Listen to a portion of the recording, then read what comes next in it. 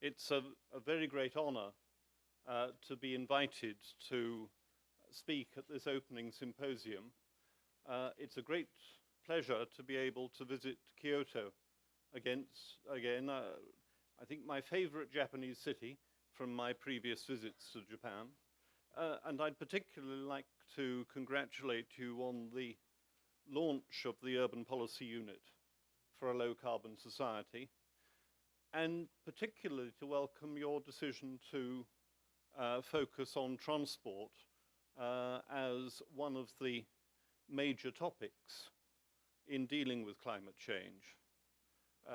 There's a lot of evidence now in preparation for Copenhagen next month that transport has been lagging behind other sectors in its contribution to tackling climate change. And it's very important that we get to grips with that problem and provide the policy advice that's needed. What I want to do in this talk is to give you some background on what we have been doing in Europe. I hope you'll understand that I'm not as familiar with conditions in Japan, and therefore the data that I provide will be European data, but I hope that will be useful for comparing conditions here in Japan with those in Europe. I should also say you have been given a handout which is a summary of my presentation. It doesn't contain all the slides that I will be showing, but they will be on the website and available for you to look at later. Finally, I should apologize to those of you who are students that you're going to have to work as a result of my talk. I had not planned this, but I hope you will find my talk interesting nevertheless. And please don't all email me for questions afterwards.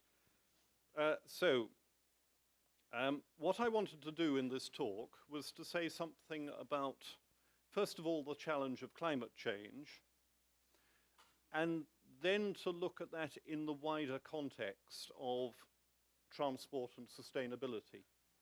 Because climate change is one objective, but it's not the only one, and a real challenge for policymakers is balancing those objectives. Then I want to look at the role of technology, and a lot of governments take the view that technology can solve all our climate change problems in transport. And I want to demonstrate that it can contribute, but it will not be the sole solution. And that will lead me on to talking about the range of transport policy measures, many of which we've seen in Professor Nakagawa's presentation already, and I will look with you at some of the evidence that we've been collecting on their performance. There's no one solution. That's a lesson that we've learned over several years, and so the key emphasis is on developing an effective strategy. And I want to look at some of the evidence on design of strategies. And then finally, I want to say something about the barriers to progress, because increasingly we realize that the barriers aren't technical, they're not professional, they have to do much more with politics and public acceptability and institutions and governance. And my research has been moving into those areas as we increasingly realize that. And I'll draw that together by providing some summary recommendations from work that we have been doing with the International Transport Forum. So we start with climate change, and I think we now generally understand the argument on this slide, that climate change is happening. Climate change brings with it serious threats of flooding, of drought, of deforestation, and as was said earlier this afternoon, major environmental incidents which we need to plan to avoid. The IPCC, the panel on climate change, has concluded that we need to reduce our emissions by comparison with 1990 levels by at least 50% by 2050. And developed countries are increasingly accepting that they need to do more than that in order not to impose drastic reductions on developing countries. And so many developed countries are now accepting an 80% target for reductions by 2050. That's across the nation as a whole, and there's an unanswered question yet as to what the target should be for transport. Some people say it should be the same. Each sector should have the same responsibility. Others say that it is easier in the energy sector, the housing sector, industry, to reduce CO2 emissions, and transport should have a lower target.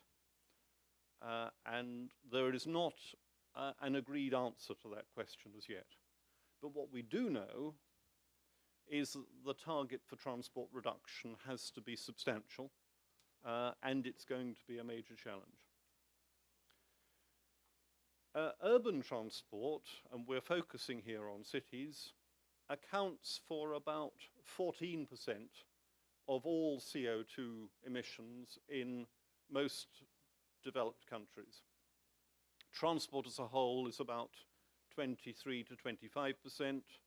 More than half of that comes from urban transport. In a European context, emissions are expected to increase by a further 15% by 2020 from transport, which of course is clearly inconsistent with a target for a substantial reduction by 2050. And as I'll show later in my talk, that reduction, whether it's 80% or 70% or 60%, cannot be achieved by technology alone. We have to look at policy interventions as well. Now, we're focusing today on climate change, but it is important to accept that climate change is only one of the objectives that a city would have. This slide summarizes the European Parliament's definition of sustainable urban transport, produced in 2001, so now 8 years ago. And it uses the three main legs, the three main planks of sustainability: social sustainability, economic sustainability, and environmental sustainability. And you'll see that it covers questions like providing adequate access, improving safety, protecting health, improving equity, fairness between different members of society now and between society now and society in a decade's time. It focuses on economic principles of efficiency and also support for the economy and regional development. And it focuses also on environmental concerns over emissions and waste and resource consumption and land consumption and noise. The question of climate change only really appears in this as one part of one of those 8 bullet points. It's an element of limiting emissions and waste within the planet's ability to absorb it, but it's probably the most important part of that. But we need to bear in mind that cities have all of these objectives, and they have to pursue tackling climate change within that context. I wanted to look briefly at the background to some of those other policy objectives to understand the other challenges that cities are looking at. First of all, there's the new question of peak oil consumption. For a long time, we've realized that we have a limited resource in fossil fuels, and that at some stage we will use it to its full. It's now generally accepted that oil production will peak globally sometime in the next decade. And that will mean that oil costs will rise. It will mean that markets for oil will become much more volatile. And that in turn is likely to lead to greater political instability, particularly as between the oil producers and the oil consumers. Now, that in turn means possibly that we find alternative sources for fueling transport, possibly that we find ways of reducing our demand for fuel, probably that we do both.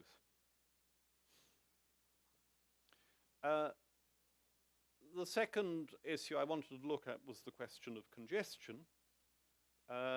We all know what congestion is. It's a little bit more difficult to measure it, and it's more difficult still to put a money value on it. But the best estimates of the marginal costs of congestion, the costs that could be avoided if people made more efficient journeys, suggest that in European cities, congestion is costing about $100 billion per year, which is in excess of 1% of GDP. And I've seen similar figures for Japan. In the UK, the marginal cost of congestion at the moment, 10 years ago, was $10 billion and that was projected to double in a decade. And at least 80% of all of those congestion costs arise in urban areas. The other element of the economic agenda which is experienced very differently in different countries is the question of growth.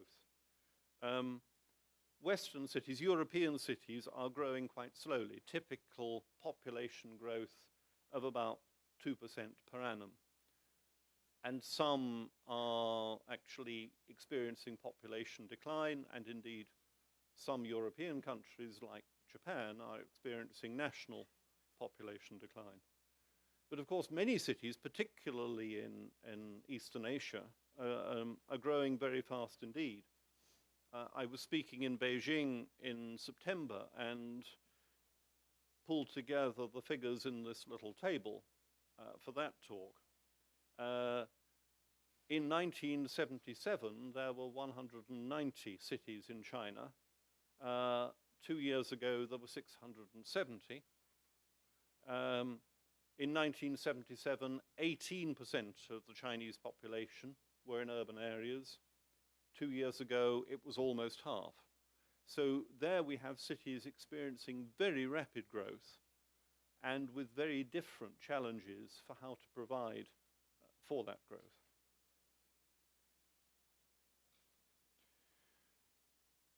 The next issue is road safety, and road safety has been a scourge of transport policy for as long as I remember. We still reckon that in the United Kingdom, road accidents are the largest single cause of death for people up to the age of about 25.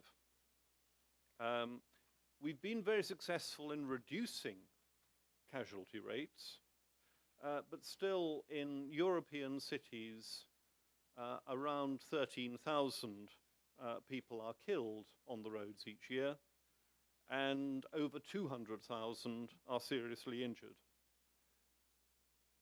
Importantly, it's pedestrians and cyclists who are most at risk, and if we want to encourage more walking and cycling, then we have to tackle the threat of accidents.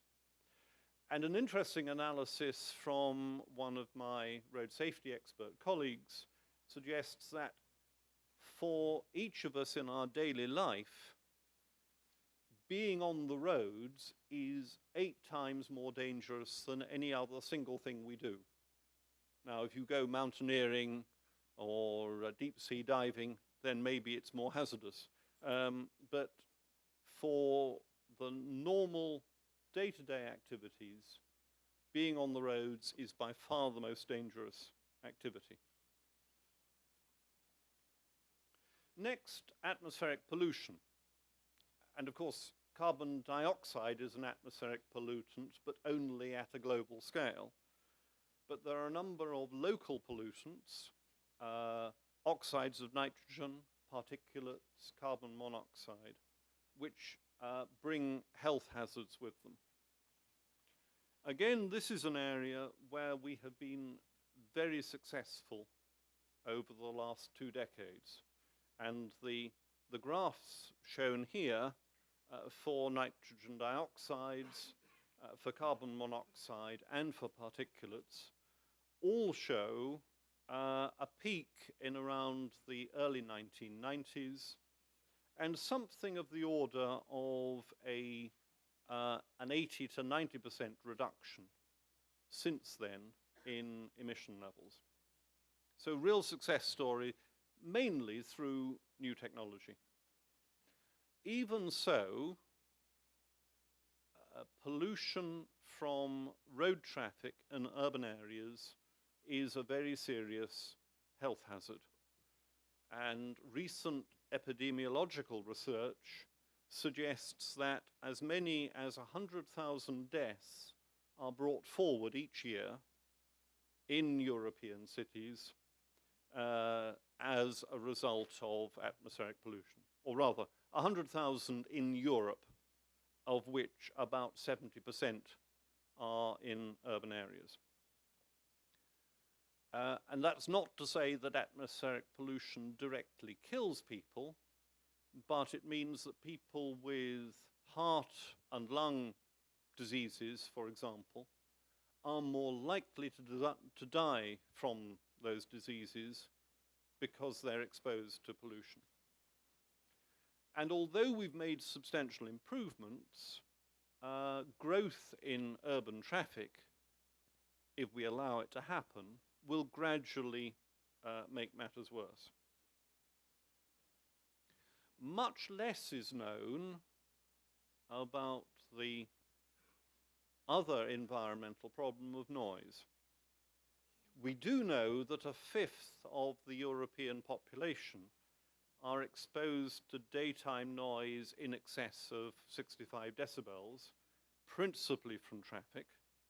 And we do know that that's the level above which people are likely to be much more annoyed by noise and much more likely to suffer stress as a result of noise. Much more recent epidemiological research suggests that that is the level also which increases the risk of somebody having a heart attack by around 20%. And that figure has been used to suggest that in Europe as a whole, perhaps 20,000 deaths are brought forward each year as a result of noise. Now, this comes as a surprise to many people because whereas people have understood that atmospheric pollution was dangerous, people rarely think of noise as being dangerous. We're beginning to realize that it is a serious health hazard. Finally, 2 rather different issues. The first has to do with the question of exclusion. exclusion from activities, either because one has a low income, or one is elderly, or one lives in an inaccessible area, or because one has a disability. Now, it's much more difficult to get Europe-wide figures on this, but a major United Kingdom study 5 years ago, first of all noted that even with high growth in car ownership, 30% of UK households still do not own a car, particularly in lower income groups. And more importantly, that those without a car are increasingly finding access difficult as we redesign our cities to provide for the car. And again, Professor Nakagawa stressed this in his introduction. The UK figures suggest that 30% of households without a car find it difficult to get to hospital. 15% find it difficult even to get to supermarkets where the lowest cost food is available. 40% of those without a car who are seeking a job say that traveling to work, traveling to find jobs is difficult. And then looking at it a different way, 1 in 5 of our population, and I suspect the figure will be similar in Japan, have some form of long-term disability that makes it harder for them to use conventional transport. And that's a figure which is going to grow as our populations get older, and so we have to make sure we provide for them. My final slide deals with the policy objective that's emerged most recently, and my apologies for this rather unacceptable photograph, but it illustrates a problem which we are experiencing increasingly in the West. Japan, with its healthier lifestyle and its healthier diet, perhaps does not suffer in the same way. But what we're realizing is that much of what transport contributes affects health. Pollution affects health, noise affects health, of course accidents affect health.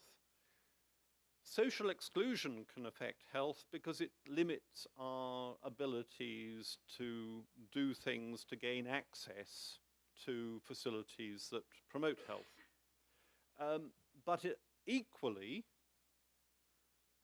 as transport becomes a more sedentary occupation, as people use cars more, as children are driven to school more, the lack of exercise in travel is itself contributing to a decline in health. It's estimated that 1 in 4 of adults in some Western countries are obese, and some projections, although they've been questioned very recently, suggest that perhaps over half the population by 2050 will be obese. Now, I set those up to make the point, again, that urban transport planners, city governments, have to try to tackle all of these objectives in what they're doing. Climate change will be important for them, but climate change will be no more important, probably, than many of these other ones. And so we need to design a strategy that can help to tackle all of these objectives. Let me then go back to the question of climate change and look particularly at what the UK government has been doing over the last 2 or 3 years in its policy on climate change. We introduced, and I think we were the first developed country to do this, a Climate Change Act last year, which put into law our commitment to an 80% reduction in greenhouse gases by 2050. but also required consecutive governments to produce 5-year carbon reduction plans. And it also established a climate change committee which develops those plans. And that climate change committee late last year produced its recommendations for the first 3 of those 5-year carbon budgets, the 15-year period from 2008 to 2022. And it actually specified targets in terms of emissions by 2020 by comparison with 1990. And it set 2 budgets, an interim budget of a 34% reduction, which the UK would achieve whether other countries committed themselves or not, and a 42% reduction provided that other countries commit themselves to doing something similar. And this was our starting point for the negotiations in Copenhagen next month. And it's difficult to know what to believe from the newspapers. Last week everybody was saying there was going to be no agreement, but the Japan Times told me yesterday that there was going to be an agreement, so let's hope there will be. And if there is an agreement, then our target goes up. That 34% figure, if you like, compares with the 25% figure that Japan has specified for the same period, which Professor Taniguchi mentioned, and a 20% figure Europe-wide. So we in the United Kingdom are ahead of the field, but I'm not saying that as something to be proud of, but something to illustrate the commitment which governments have to make. Even so, that said very little on transport. It didn't say, and there has to be a 34% reduction for emissions from transport, but it did look at the ways in which transport might contribute. It predicted that the major source would be from technology improvements, growth in the use of electric vehicles, and pursuit of the European Union's policy on improved efficiency standards for new vehicles, which aim to have vehicles emitting no more than 95 grams per kilometre, that's cars, by 2020. That it predicted would produce 12 million tonnes of carbon equivalent reduction by 2020. Behavioural change, it predicted, could produce a bit less than that, around 10 million tonnes. And it identified 3 main elements. What it called eco-driving, which is encouraging people to drive more efficiently, less acceleration and deceleration and lower speeds, and particularly better enforcement of the speed limit on our motorway network, which is currently 70 miles an hour or about 120 kilometers an hour. And then what is called, rather vaguely, smarter choices, which is the idea that people themselves can choose more efficient ways of traveling. They can combine journeys, they can travel less, they can use public transport rather than the car, they can walk and cycle. But that policy said nothing specifically about modal change and the extent to which you needed to encourage people out of cars and onto other modes.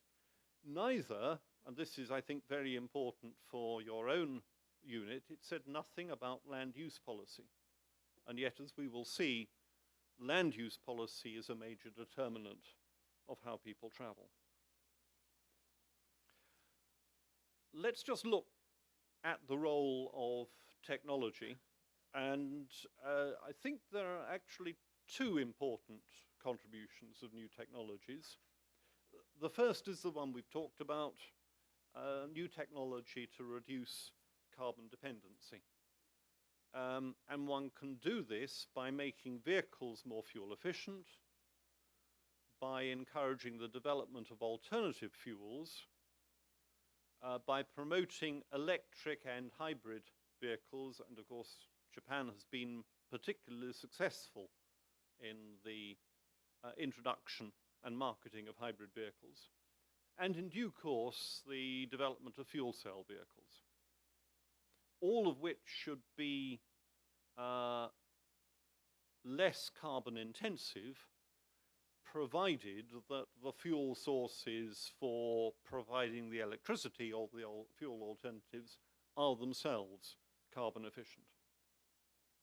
The other role of new technology is alternatives to the car and alternatives to the bus. These have been talked about for as long as I remember, but they are now beginning to appear. And the picture at the bottom of the slide is of a prototype vehicle which is being introduced at Heathrow Airport at the moment as an alternative to shuttle buses. It's an automated personal rapid transit vehicle to take people from the place they park in the car park to the part of the terminal they need to get to, with the idea that that would expand throughout Heathrow Airport in time, and indeed be used as an alternative form of transport in particularly suburban areas of cities.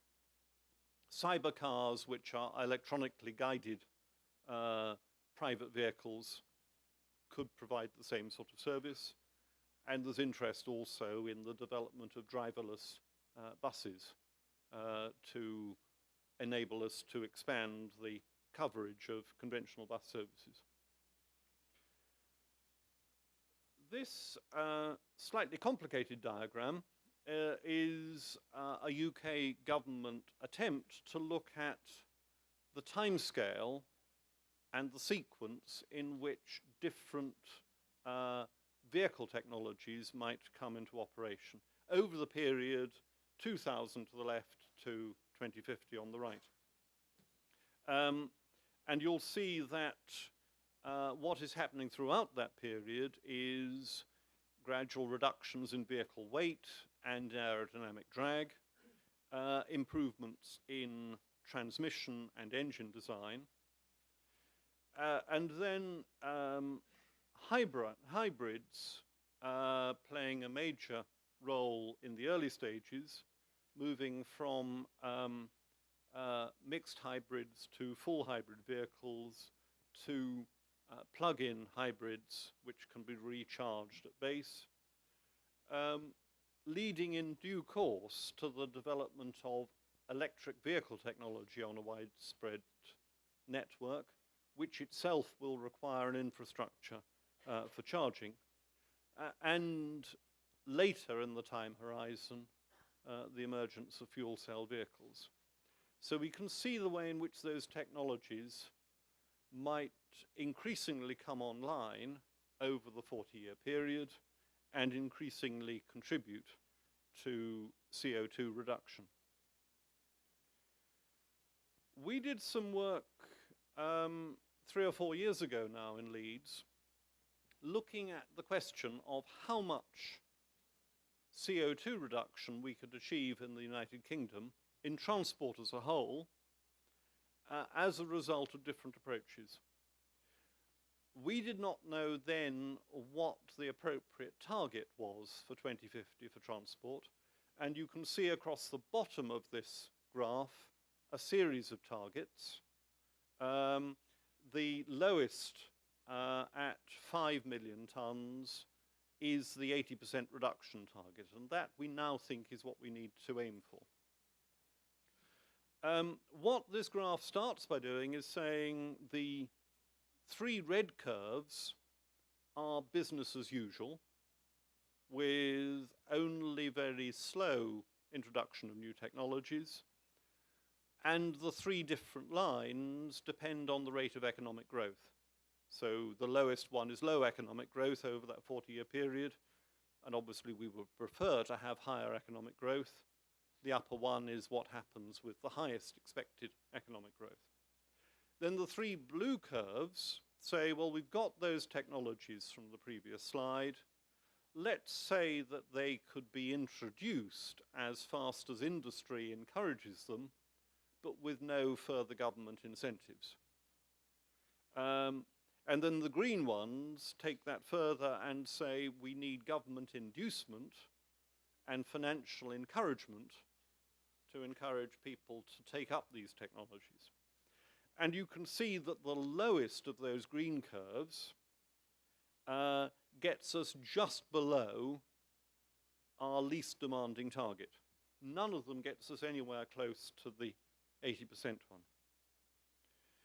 But if you take that same green set of curves with a high level of technology uptake and you combine them with significant behavioral change, it is possible to achieve something of the order of an 80% reduction. And the key message, therefore, is that it's not a choice between technology and behavioral change. We have to pursue both. And therefore, we as transport planners need to think how we are going to deliver the behavioral change that reinforces the contribution of the technologists. And that is a very important challenge. And of course, it's one that has got to be pursued while still delivering improvements in congestion, in safety, in atmospheric pollution, and in health. And that's really where my own professional interests come in. I have worked in urban transport policy throughout my career, and over the last decade or so, I've been working with colleagues in Europe, helping cities to develop logical approaches to urban transport policy formulation.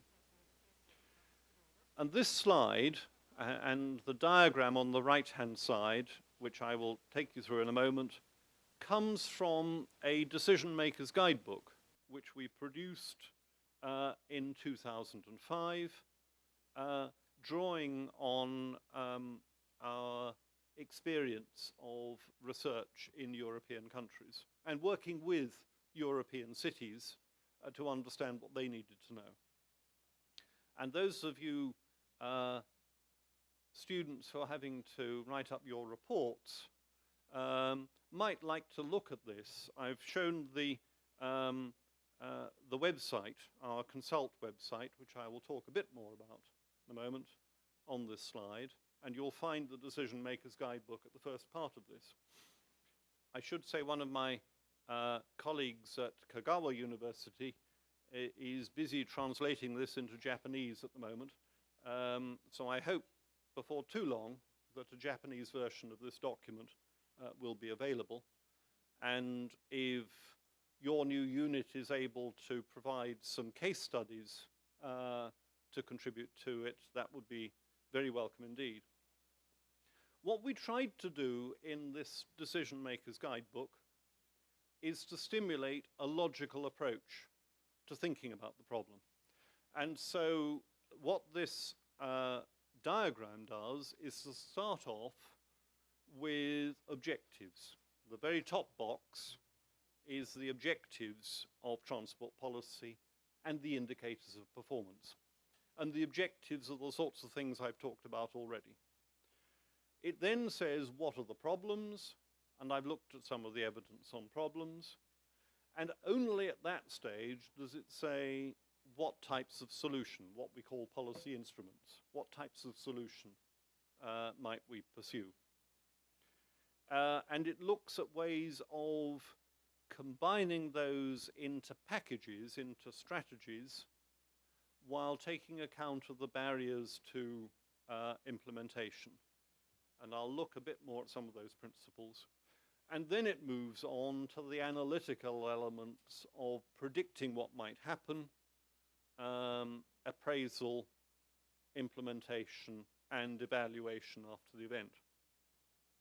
But it's those top few boxes that are often overlooked. It's very common to find professionals or politicians who do not say clearly what their objectives are, and who jump in and assume that there's a particular solution that they ought to pursue. And unless you step back and say, what do we actually need to do?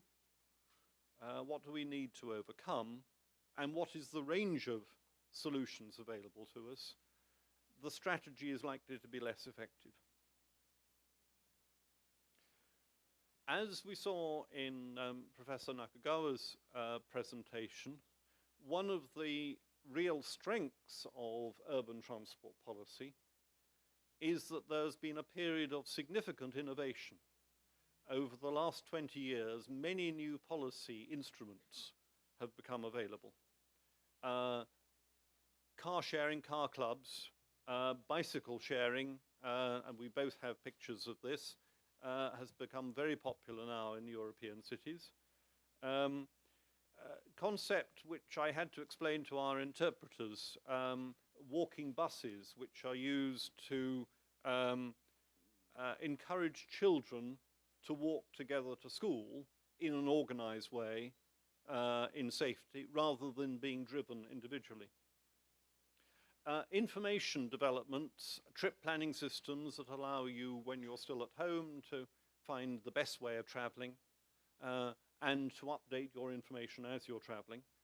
Japan has always been very much in the vanguard in developing these.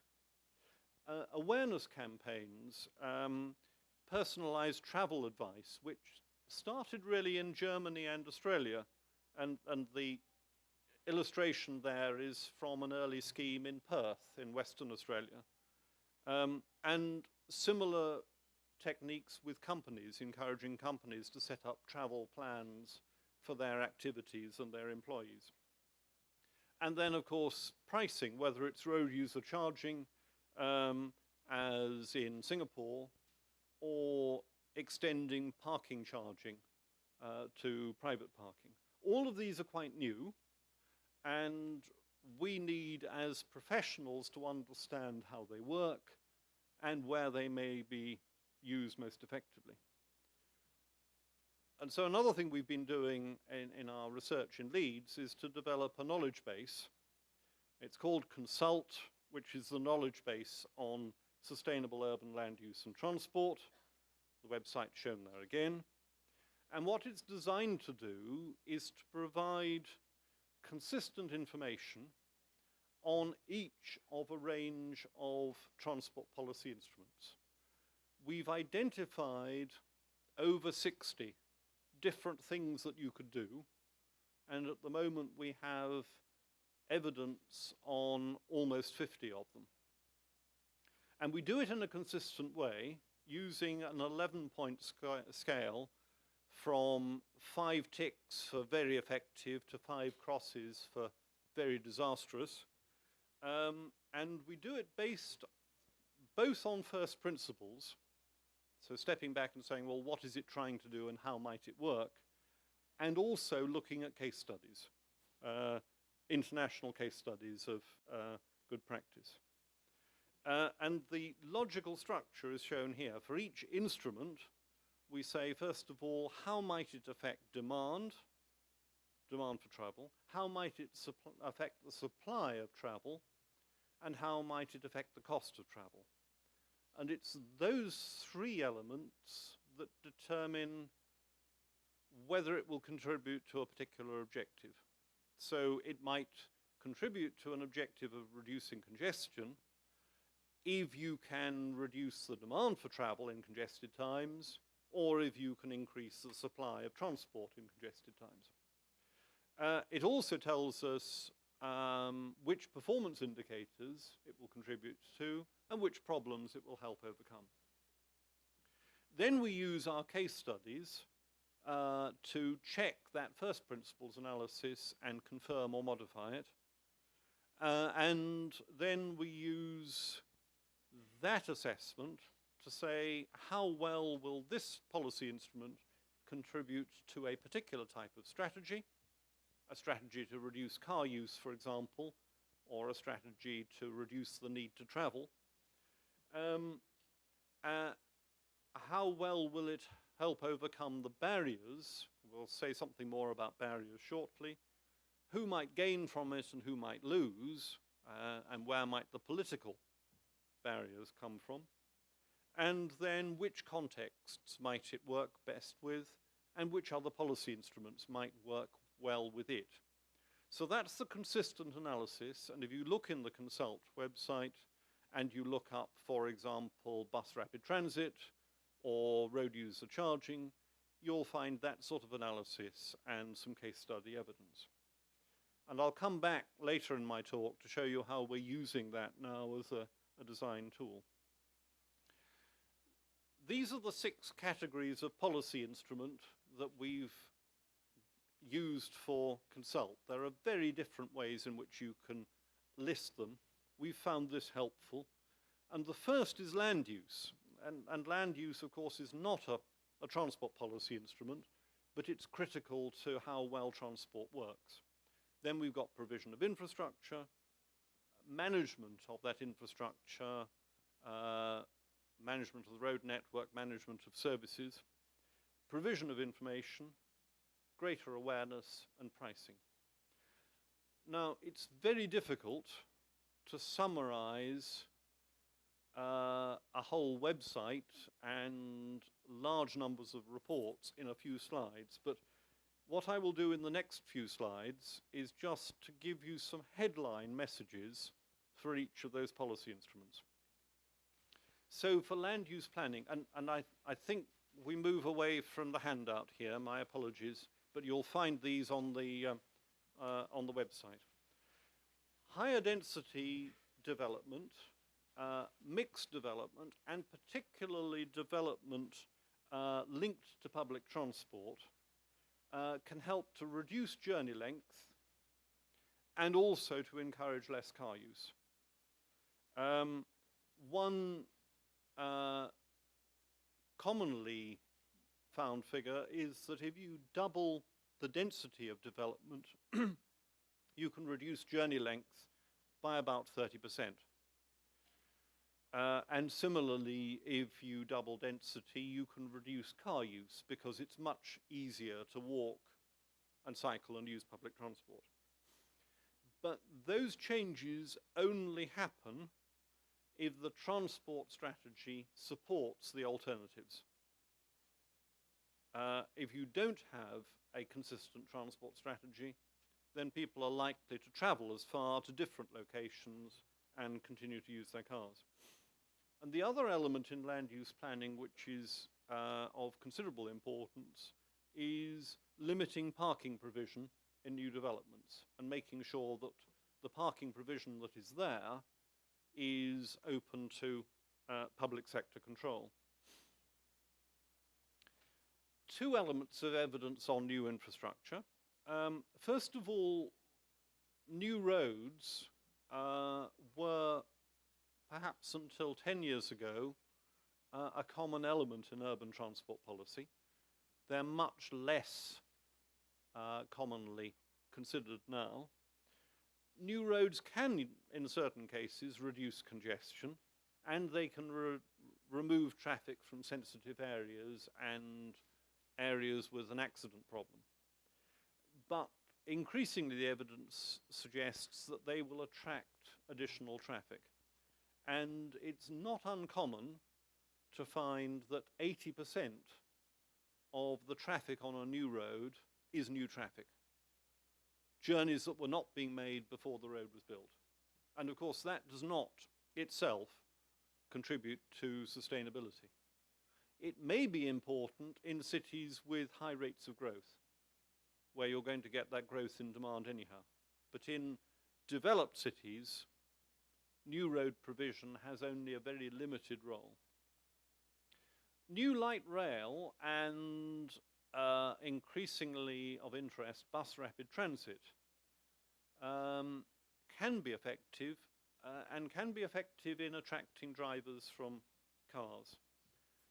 And typically, surveys of new services have found that 20% of their users have come from the car.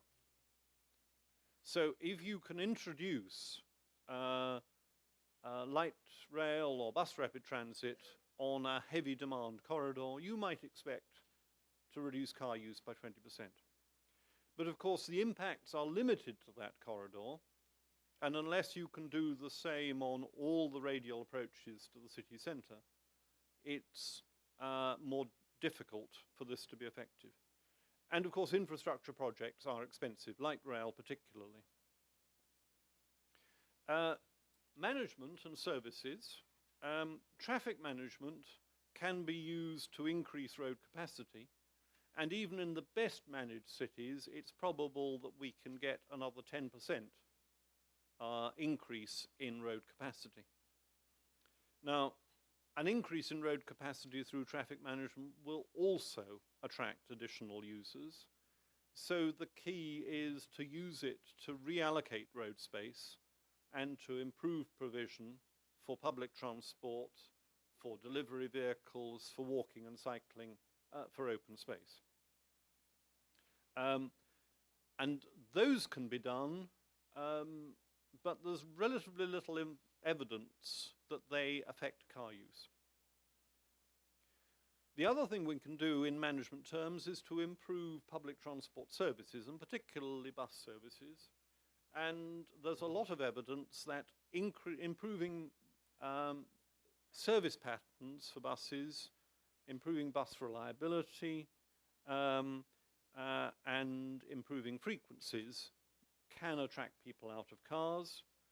And typically about 10% of the users of an improved bus service, the new users of an improved bus service, will have come from the car. Information and awareness. Awareness campaigns are, I think, one of the most exciting areas of new development. The idea being that you help the individual understand the impact of the journeys they're making and become aware of the alternatives and encourage them to use those alternatives, whether it's traveling less or traveling somewhere different or using public transport or walking or cycling. And a lot of studies now have indicated that among the target population, these campaigns can reduce car use by about 15%. The question is, can that be sustained? Or do you need to continue reinforcing that awareness campaign in order to retain that 15% reduction? And we don't know as yet. Telecommunications have for a long time been thought of as an alternative to travel.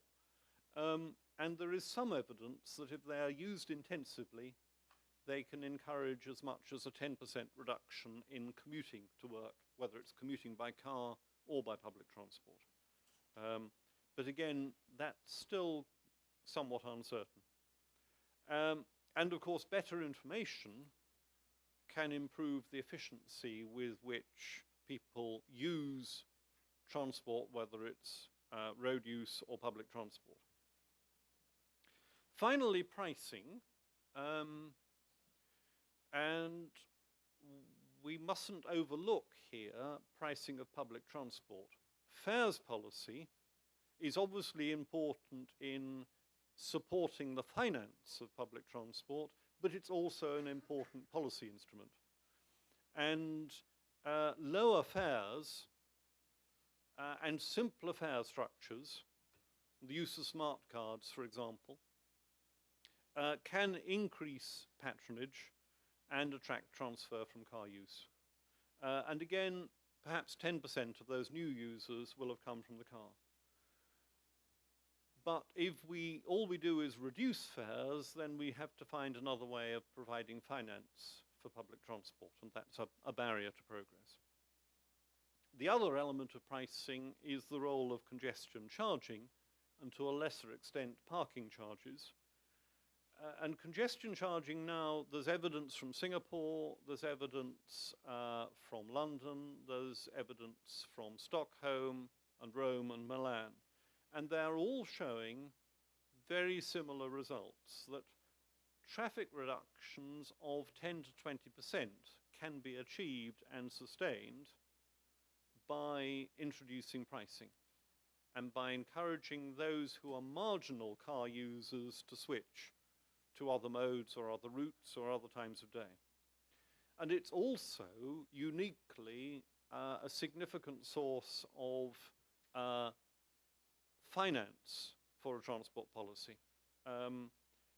And we reckon that typically a city of 1 million people might be able to generate something of the order of $100 million US per annum net for investment in other parts of their transport strategy. So there's some evidence on the possible contribution of different policies. And what I've tried to do in this slide, which begins to pull the strands together, is to take the different objectives I had down on the left-hand side and the different approaches, and I've included technology here, and just say which of those approaches can have a significant contribution to each of the objectives. And the important message from this table is that different objectives need different solutions. So if you're principally concerned with climate change, then technology and pricing are probably the most important.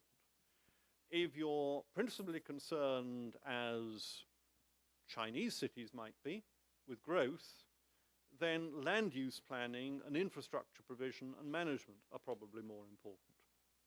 If you're concerned with safety and health or exclusion, then again management will be a key element.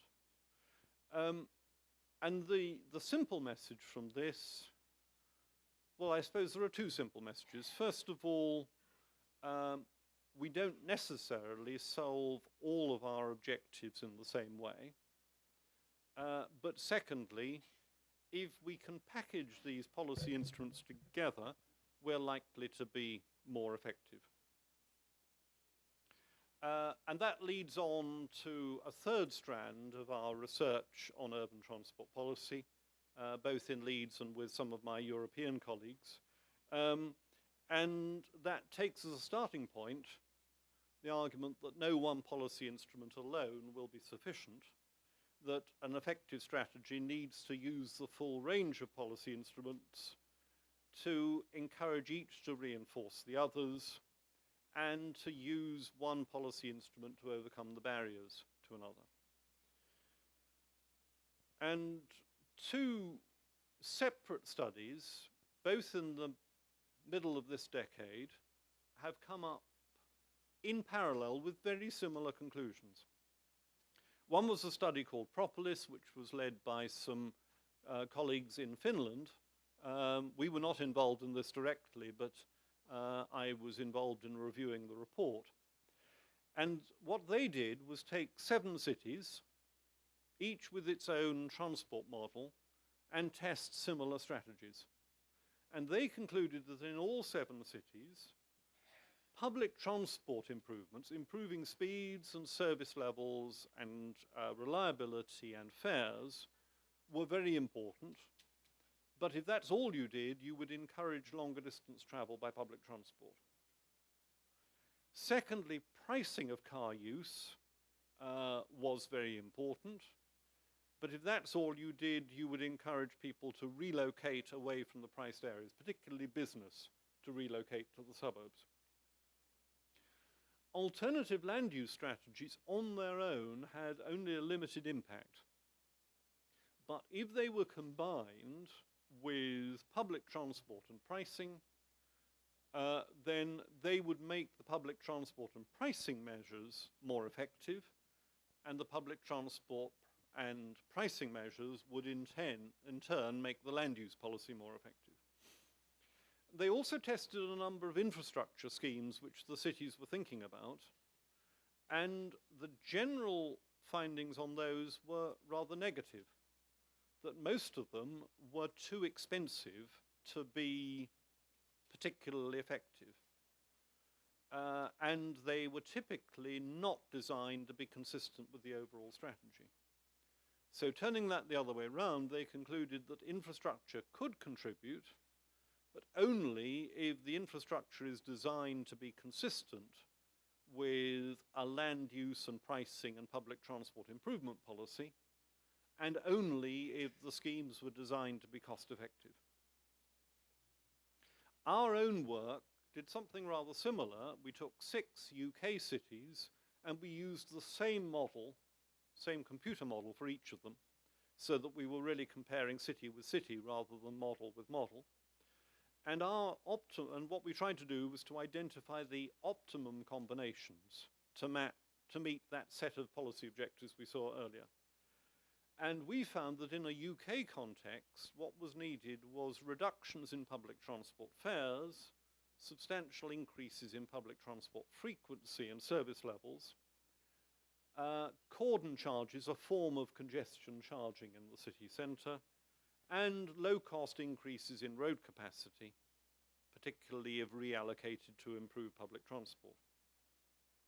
And those optimal strategies would typically cost more than the strategy the city had at the moment, but you could also design an optimal strategy which was financially neutral, which only spent the money that the city had. And when we put that financial constraint on, we reduced the benefits by about 15%, but we were still getting 85% more benefit than the city itself was getting. And typically, if you look at those in terms of the benefit per capita, they were generating between 6,000 and 10,000 US dollars per capita of benefit over the period of the strategy. So, we're beginning to see evidence on how we can develop effective strategies. And there was a very important study conducted by the European Conference of Ministers of Transport in 2002. And although this says European, this was a worldwide study and several Japanese cities were involved. 168 cities altogether. And the general message from those cities was that they knew that an integrated approach was needed.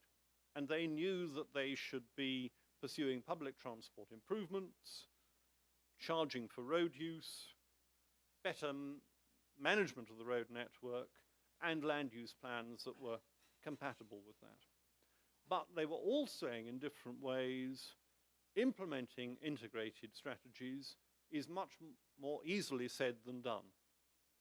And the key question was, what are the barriers to cities actually implementing those strategies?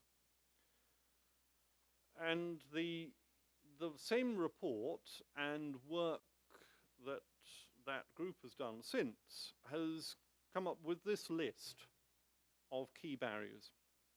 The first are institutional ones, that the governance of urban transport and land use is not effective, that there are different bodies responsible, or more than one body is responsible for the same thing. There's lack of clarity. Secondly, that cities don't follow that logical process. They don't clearly identify their objectives and specify their problems. They don't think about the full range of policy solutions. They don't adopt appropriate appraisal and implementation strategies. Third has to do with acceptability. Obviously, acceptability among the public and business, but also among politicians. And if the politicians from different parties argue with one another, then you're not going to get progress. Fourthly, barriers to do with information, understanding of how things work, but also the skills, and I'm delighted to see your new unit's focus on skill development, because it seems to me that's absolutely crucial. The skills to understand these complex issues. Fifth barrier, finance, either lack of money or money being made available for the wrong sorts of projects. And it's very common to find governments that provide funding for infrastructure, but not for management. And then lack of adequate legislation and regulations. And bringing those together, some work that we have done in the UK over the last 5 years, we started by asking cities in the UK which were the most difficult policy instruments to introduce. And in the UK context, they said managing buses, which are a private sector responsibility, restraining traffic, demand management, congestion charging, and so on, influencing fares, and managing land use. So the 4 policy instruments that are most important for an effective strategy are the 4 that cities find most difficult. And that's why we've moved in our research to looking at those barriers and ways of overcoming them. The study we've recently completed is called Distillate, Design and Implementation Support Tools for Integrated Local Land Use, Transport and the Environment. The emphasis being on decision support. And what we were trying to do was to support cities in achieving a step change in the way in which they develop their strategies. And to do that by helping overcome the barriers. And we started by asking cities what the principal barriers were and where research would help. And our research focused on these 6 areas, helping them develop more effective performance indicators, measuring the right things and measuring them consistently over time, helping them generate appropriate solutions at the level of an individual scheme and the level of a strategy. And that one I will look at in just a moment. Helping reduce financial barriers by being aware of sources of finance and knowing how to use them effectively. Improving their ability to predict what would happen by having simpler predictive models which were more readily understandable. Helping them improve their appraisal methods, and also supporting them in more effective collaboration between the public and the private sector and professionals and politicians and the public. Just a few slides on that objective of improving option generation, of helping cities focus in on solutions that might be appropriate for them.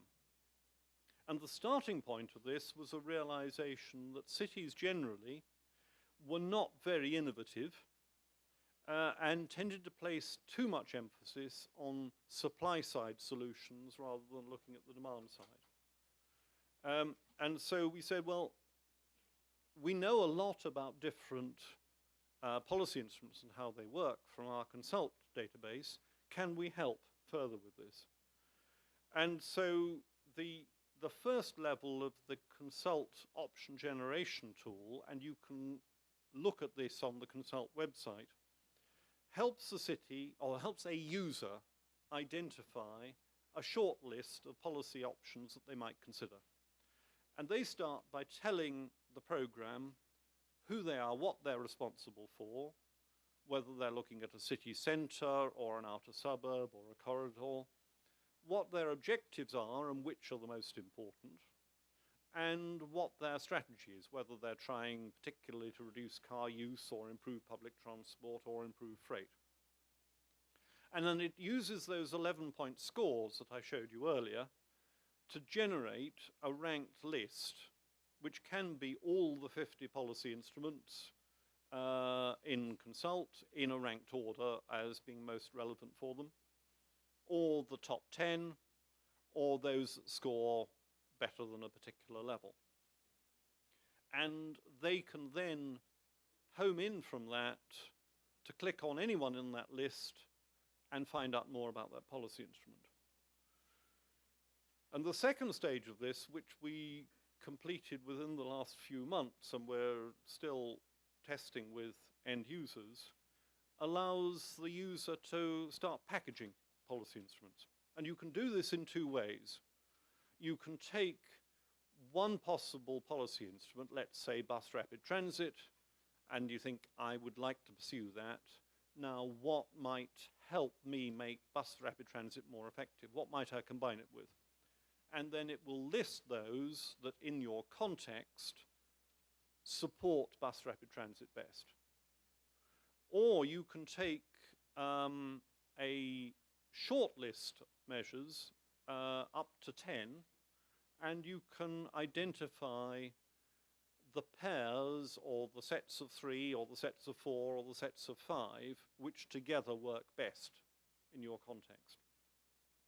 And in either case, we can do this either looking at synergy, that is achieving more from the combination of policy instruments than any individual ones on their own, or we can do it in terms of overcoming barriers. And a very good example of the use of a package to overcome barriers is what happened in London with congestion charging. Congestion charging was very unpopular, but very effective in reducing car use, and also very effective in generating income.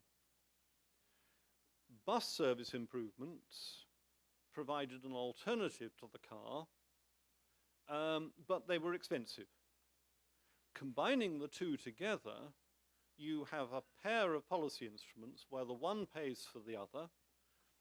The bus service improvements provide an alternative for car users, and the package together makes the policy much more publicly acceptable. And Ken Livingstone would not have been able to introduce congestion charging in London had he not been able to use the money to pay for bus service improvements. That's the sort of principle that's in here.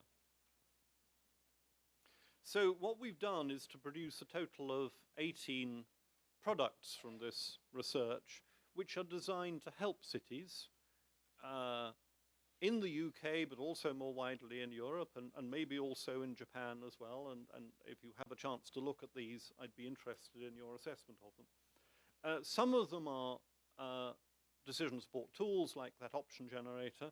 Some of them are guidebooks, and I've listed a few of those on there.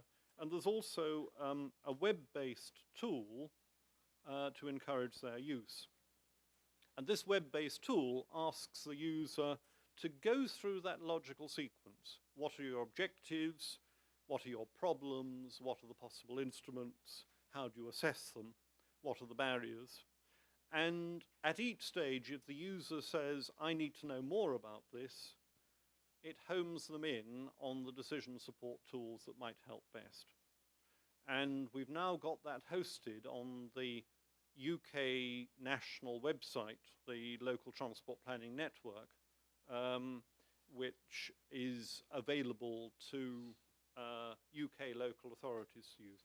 Now, I have an apology, it's not available to Japanese transport policy users to use because it's paid for by the UK government. And I keep trying to encourage them to open it up because I think this is an important tool more widely. But if you're interested in finding out more about any of those, let me know and I can provide you with detail. So, I've looked at some of the areas of research we've been involved with, and the tools which we as researchers have helped develop to understand the performance of policy instruments, to understand the development of strategies, and to help overcome the barriers. I wanted in these last few slides to look at some of the recommendations which are coming out from political bodies, particularly the European Conference of Ministers of Transport and now the International Transport Forum, but also from work in the United States and elsewhere in Europe. And I've drawn together a number of recommendations for national and local government under each of the barriers. So in terms of institutional barriers, recommendations for national government are that there should be a national policy framework for transport and land use, that the National Transport Department and the National Land Use Department need to work together.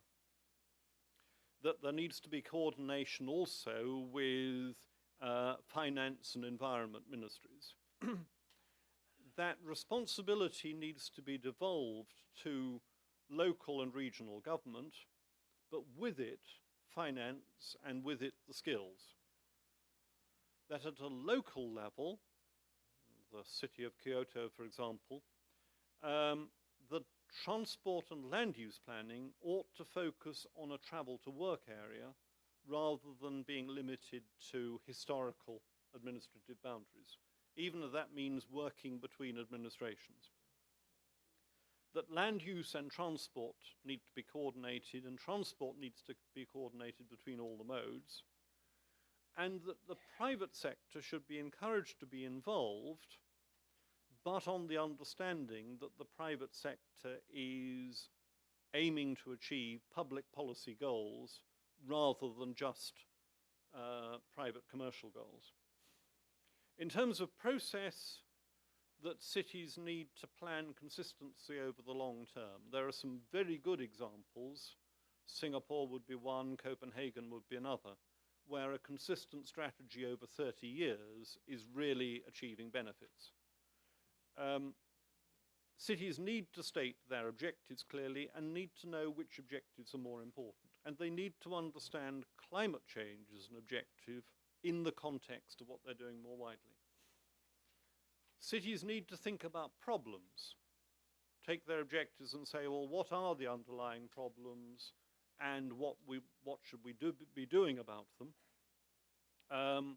And then to think in terms of the full range of possible solutions and generating sensible options and sensible strategies.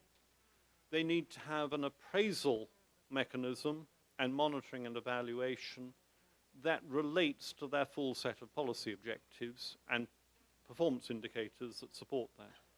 And they need to maintain an awareness of good practice both in policies and in policy implementation. In terms of acceptability, I should have said earlier, these cartoons come from our Decision Makers Guidebook. And I like this cartoon because this is a political champion leading everybody else over the hill. There's a lot of evidence that the most effective cities are the cities that have the most effective political champion. Somebody who knows what they want to achieve and can bring their fellow politicians and their professionals with them and have strong professional support. Politicians need to, and professionals need to make sure that the public understands the problems. This is a particular issue with climate change, which is a long-term problem, and members of the public may find it difficult to understand. And they need to see that the proposed solutions are the most effective solutions to those problems. And that's a particular area with solutions that require the public to do something differently.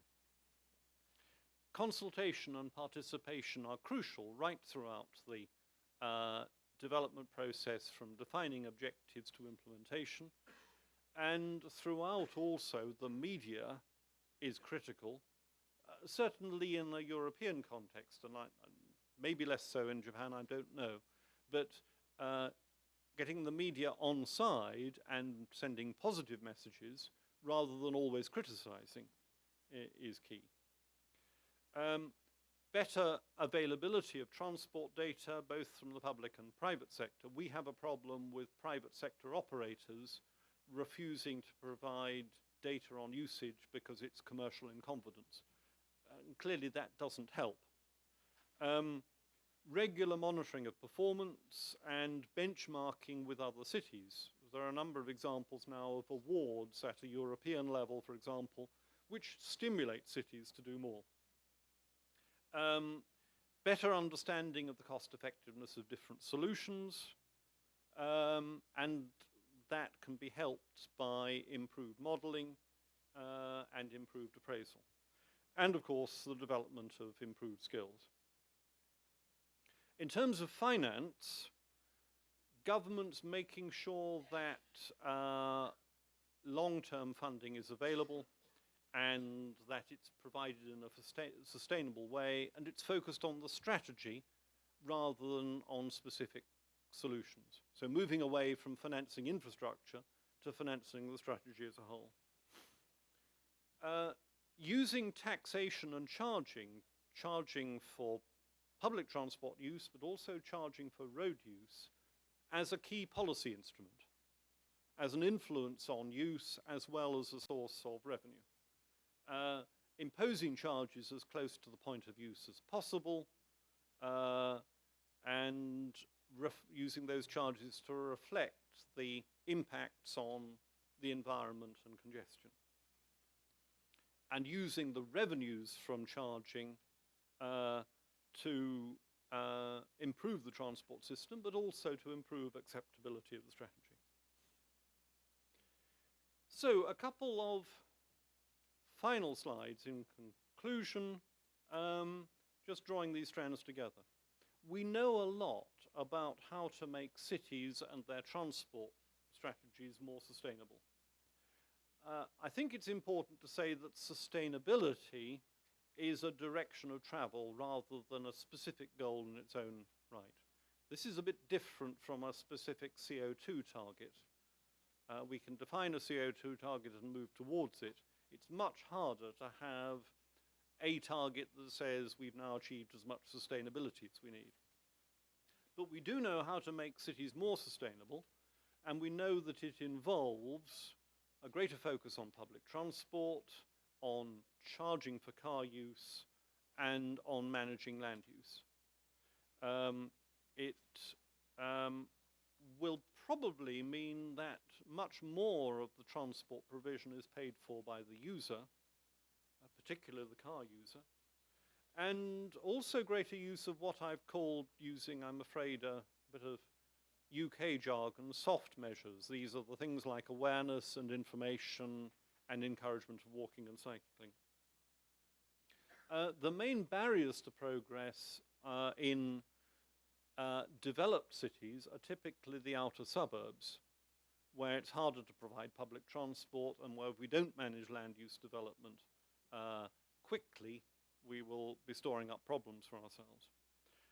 But the main barriers aren't really to do with the policy, but with the context in which policy is formed.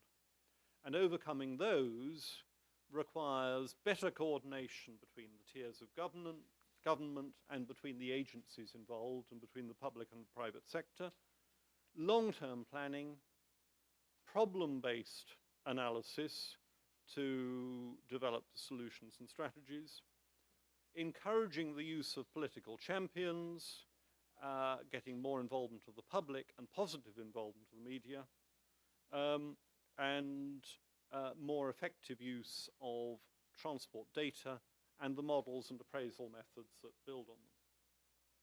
Finance to support the strategy in a way that doesn't bias the outcome of the strategy, and then a legislative framework and a regulatory framework to support all of those. And as I said at the outset, these take me, and I think they take all of us, a long way from where I started as a transport engineer and a transport planner. But they are fundamental to understanding sustainability in urban transport. They are fundamental to delivering a low-carbon society. And I'm absolutely delighted to see that your new unit is intending to pursue these alongside some of the more conventional areas of research and teaching. I hope that's helpful as a background to what's been happening in Europe. I think we do have a bit of time for questions, so if I put my earpiece on to understand